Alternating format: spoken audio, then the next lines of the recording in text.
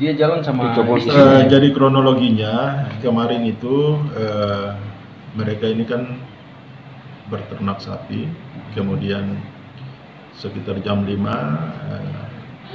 almarhum dengan istrinya mencari sapinya yang lepas, yang hilang, kemudian mereka ke lokasi hutan di mana terjadinya kejadian itu, kemudian tiba-tiba terjadi letusan yang dimungkinkan berasal dari senjata api sehingga korban meninggal dunia.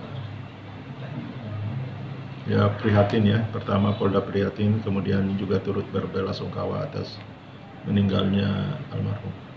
Ya, sementara saat ini dilakukan olah TKP lanjutan di TKP, kemudian tim penyidik dan penyelidik kami juga sementara bergerak. Kami mohon bantuan dari masyarakat.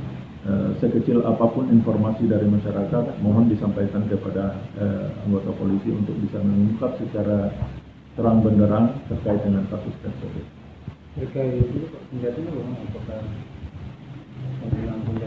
Ya, justru dengan olah TKP itulah nanti hasilnya kita akan mengetahui apakah mudah-mudahan bisa ditemukan barang bukti di TKP sehingga bisa membuat terang kasus tersebut.